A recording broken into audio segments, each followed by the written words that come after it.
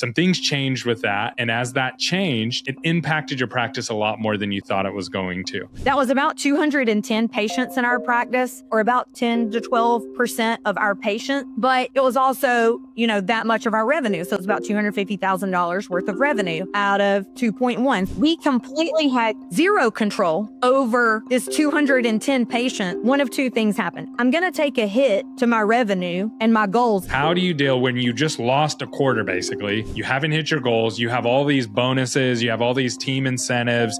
You have all these financial goals that you're investing. You have a building. You have all these things, right? How do you, as a business owner, deal with that? Like, what do you do now? Welcome back to another episode of Dental Marketing Go. I'm your host, Gary Bird. I'm the owner of SMC National, where we help offices just like yours level the playing field against the big guys out there, so you can grow the way that you want. And today we have our client, Dr. Jancy, who's joining us again, and she's sharing her journey as she goes to $3 million as a practice. Today, she's going to be super vulnerable with you and tell you how she's dealing with dropping insurances and when that doesn't work out. She's going to give you the whole playbook on what happened to her and what she's doing as far as pivoting with her team and resetting goals. This is super informative. And at the end of the show, she's going to tell you exactly what numbers she looks at to make sure that she's going to get to her goals and that she's not getting anything wrong. This is so valuable. I don't think there's really anything else on the internet like this. So stay tuned for this one. This is super valuable. It'll definitely impact you, especially if you're thinking about dropping insurances. Stay tuned. All right. We are live for another episode and just got done talking with Dr. Jancy. And this is going to be a good one. And to be honest with you, most people, this would have to be multiple episodes, but Dr. Jancy is a beast and she can absolutely tackle all this at once. And because it's a lot of moving parts, but as I presented it to her, I gave her a couple of ideas and she was like, no, this is all impacting all the things together. So I'll try to frame it the best that I can for the audience real quick. So you have been growing year over year and you got a new building. And if you guys haven't watched her past episodes, go watch those because she laid all that out really well. And this year you wanted to keep growing and we didn't get the growth that we wanted in Q1. And the reason why was something that you didn't foresee. So one of the insurance plans, and we'll dive deep into that you happen to be in network with, which you're out of network, but you had one plan that you kept because for particular reasons, some things changed with that. And as that changed, it impacted your practice a lot more than you thought it was going to. And so you missed some of your targets. So now your first quarter's off a little bit. So now we're trying to figure out, okay, are we going to keep the same goals, change our goals? How are we going to manage that? How are we going to manage expectations for the business, for the team? And how is that going to impact our future growth and all those kind of things? So let's peel this back one by one. Tell us a little bit about the situation that happened and start with some of the good stuff first, and then we'll get into some of the negative things, and then we'll make it positive at the end. Absolutely. So to give you guys some background, we are a more fee-for-service office. We are only in network with Blue Cross Blue Shield and Delta Dental. And our practice over the last July will be 7 years. When we purchased the practice, we were in network with 10 or 12 plans, and we've strategically dropped those over the last 6 years. We had planned at the beginning of 2025 to drop MetLife. We had very few patients on it. It was only about $51,000 worth of revenue. We did $2.1 million in collections last year. So that was a negligible amount. So we had taken, even though it was negligible, we took the whole year last year to have conversations with patients at every appointment that they came in for, whether that was hygiene, whether that was restorative. Hey, this is what's going to change next year. This is what this means for you. We can still use your out-of-network benefits. This is how that will change. So we took a year to prep, just like we did with bigger plans that were more impactful for the practice, even for the small guys. And that's how we've been really strategic and been able to grow even while we're dropping plans. So we knew that we were going out of network with MetLife. The problem was, and if any of you are Tennessee dentists, this might resonate with you. So Blue Cross Blue Shield had bundled together the whole time that I've been practicing in Tennessee, which is since 2019, was Blue Cross PPO and Blue Cross of Tennessee Medicare was kind of under the same umbrella. It was the same fee schedule, same fees, etc. The only difference was your Medicare patients, most of them had a $3,000 yearly maximum, and they had no copays, zero for any preventative, any work, any restorative that was done up until their $3,000 max. Well, of course, after that, there would be some cost, et cetera. But basically, these elderly patients were coming in, they're on fixed incomes, and they have $3,000 to spend each year. So the Medicare, we actually had more Medicare patients than we had PPO patients, just because of the way our population and our demographic is in our area. So that was about 210 patients in our practice, or about 10 to 12% of our patients. But it was also, that much of our revenue. So it's about $250,000 worth of revenue out of 2.1. So again, 10, 11, 12%. And Blue Cross made an executive decision that they did not communicate well with members, with the doctor's offices, or with insurance brokers. Mid-December, we got a letter stating that Blue Cross Medicare would all of a sudden be processed and managed by Optum, which is United Healthcare, and we would be under supposedly the same fee schedule. A lot of promises were made. January rolls around, a lot of the promises were not upheld. We don't participate with United Healthcare, so we basically were no longer to see these patients unless we were willing to go back in with United Healthcare, Medicare at a much, much lower fee schedule, which we were not willing to do. So we found this out the first or second week in January.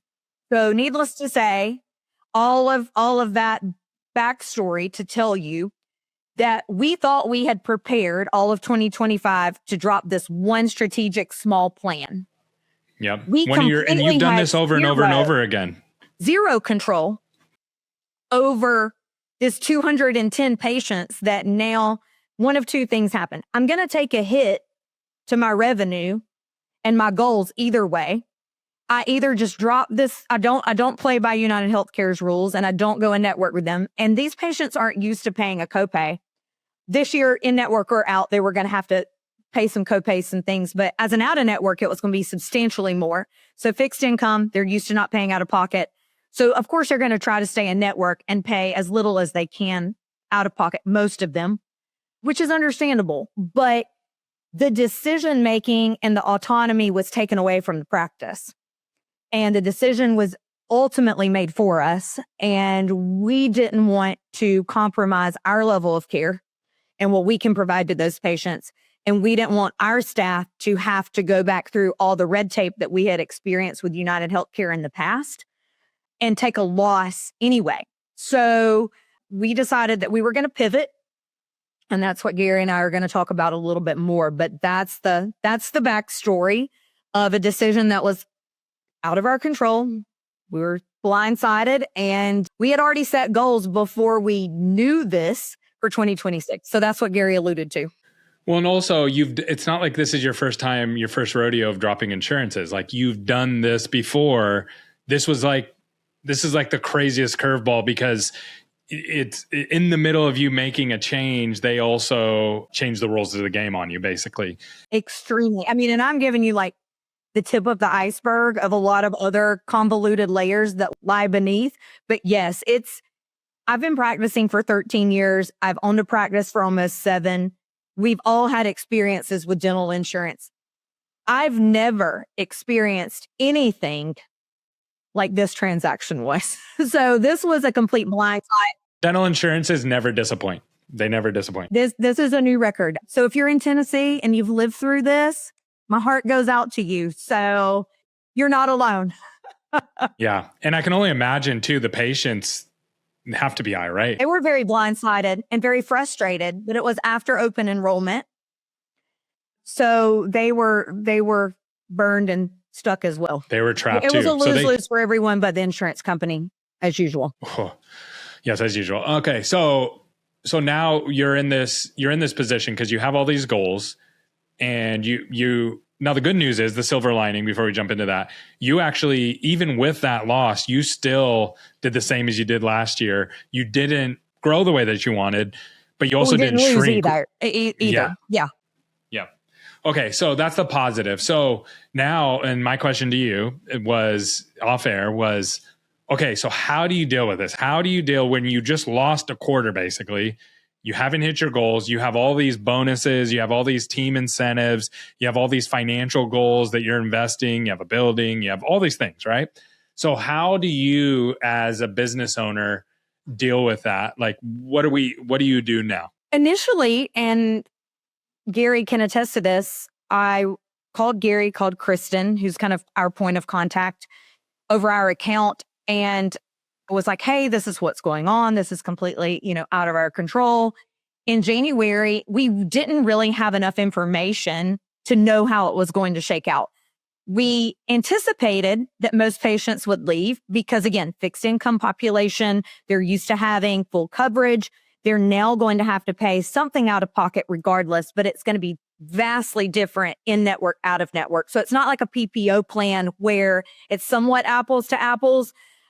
We just pretty much, we figured we were going to lose a lot of these patients, but we didn't really know what that was going to look like and how that was going to translate into actual KPIs and numbers in the practice. So it was hard for us to know, okay, we're going to have to increase marketing at some point, but by how much?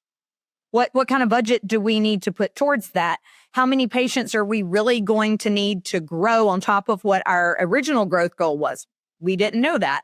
Lots of variables that we weren't sure of, that Gary and Kristen, we were all, we were kind of shooting in the dark and anticipating things that we didn't have enough real data to go off of. So we actually made the decision that we would not change our marketing budget in January and February. We would get some time under our belt, figure out how this was actually going to shake out, play out. And we did a few things internally. We started really focusing on our referrals again. We're doing some internal referral contests and some things like that. So some internal marketing. We are in a very busy, high traffic area. So we started doing some promo banners and some things like that, very tastefully out by the road, just trying to kind of drive literal traffic from drive-by, things like that, really making sure that we're giving a lot of time and attention to our social media, we even restructured our intake forms to be a little bit more streamlined for new patients and existing patients to help drive elective type procedures. So like implants, clear aligners, smile makeovers, veneers, whitening, cosmetic type things. So instead of at that point guessing as to what our marketing budget should be, we pivoted and tried to go internally and figure out what we could make up with our existing patient population or the new patients that were being driven to us. And then as we gained that information and really knew what we needed to be replaced, then go back to Gary and the team and say, okay, this is what we have. We're tracking the same way we did last year. We're not going in the hole, but if we wanted to still hit our goal for this year, this is where we need to be. So that's when last week we actually sat down and we were like, okay, I think we need to ramp up new patients. We're doing the things with existing patients. We have to bring those two avenues together to help us still reach that initial goal that we set before, X, Y, and Z happened unexpectedly. So good. And yeah, you're already off to a good start with that. Now, how are you going to tackle the goals? So are you going to take your goals and stretch them out and make all your goals bigger now, which there's a downside to that. There's a risk to that, right? You might make a goal that you can't reach or your team gets defeated by, or are you going to let it play out and keep your goals? Or how are you going to tackle Q2 and the rest of the year? I'm going to keep the goal for now. Again, we just implemented the second layer of increasing our digital marketing. We already had implemented some things internally that are working. So the internal component is already rolling. We went back to the drawing board this week with really fine-tuning verbiage on the phone with the staff, trying to make sure that we're converting as many calls as we can and using those marketing dollars wisely, because you don't want to increase your marketing budget and not be converting the calls when they come in. So we were like, okay, let's go with our front desk team. Let's really fine tune the verbiage. Let's take a deep dive on the phone calls. Okay, That's going well. Let's look at internally. Is there anything that we can do better with our treatment planning, conversions, and conversations? Is there, why are people saying no? And when they are saying no, how can we track that? Gary and I talked about this last week. So we're going to start using that as an additional data point. So, a month from now, if we can figure out 50% of the patients are saying this is their roadblock. Okay, how do we now tackle that? How do we tweak that, lower that barrier so that our conversion towards treatment is better? So it's not just increasing my marketing spend. It's not, I'm just increasing my internal existing patient population to drive referrals and what have you. It's making sure every step along the path is optimized as much as we can to try to continue to reach that goal. With that being said, I need a little bit more data, kind of like we did at the beginning of the year, to know what that goal modification needs to look like. I don't want to do it too soon and not hit the target and the sweet spot of where it should be. I don't want to leave it too high, but I also don't want to set it too low. But I'm very open to moving the needle to compensate for leadership decisions in Q1. That's what I was going to ask you. That's what I was going to ask you next is how are you going to frame that? And yeah, dive into that. That's so good. So 2 things with that. One, I feel like my team should never be punished for not hitting a goal that I set if I set it incorrectly. That's a leadership situation. And as a leader, I believe in full transparency with my team. And I know not everybody likes to share things with their team. And sometimes they hold numbers close to their chest. That's not my philosophy.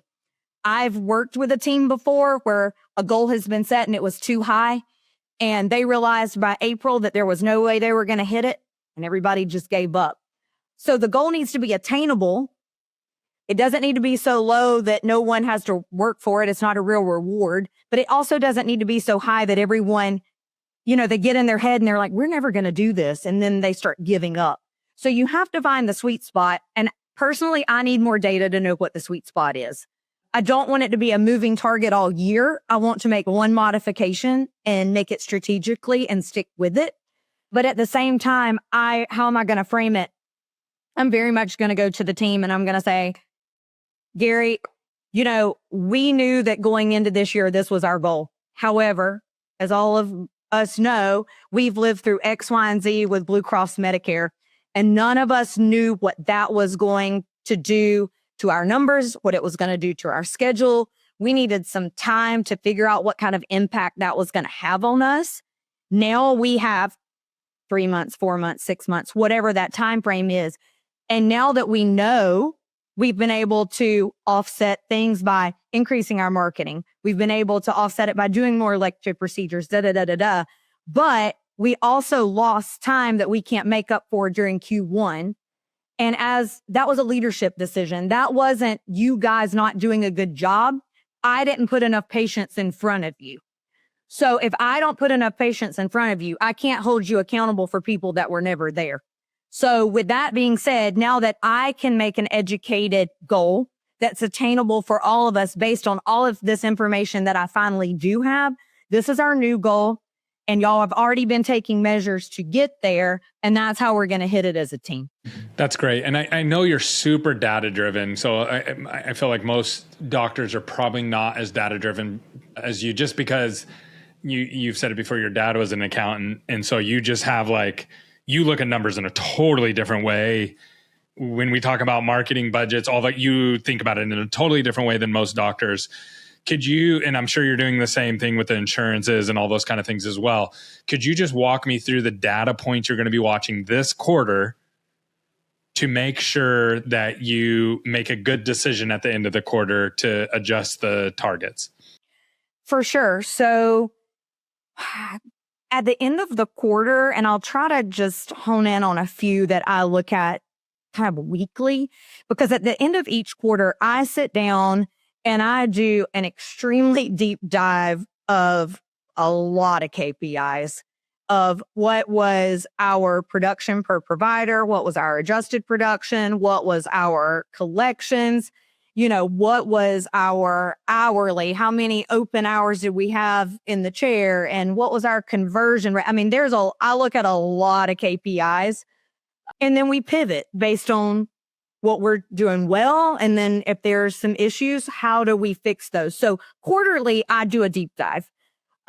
I don't know that some people might say, I want to do that monthly. For me, I feel like that's a lot. And I feel like you need a little bit bigger data pool for it to be meaningful. So quarterly tends to work for me. But when I'm making these decisions with Gary in between January 1 and the end of March, when we have 3 months of data to look at Q1, I'm looking at my production reconciliation report. I'm looking at my collection reconciliation report. I'm comparing that to what that looked like this time last year. I'm mid-March saying, okay, in 10 weeks, I've collected this. Let me extrapolate that out into whatever that average is and say, if that's what Q1 is, then if I extrapolate that to the rest of the year, okay, I'm going to do what I did last year. What do I need to do to take it and get to that original goal that I had? And that's when we start deep diving into what is our phone conversion rate?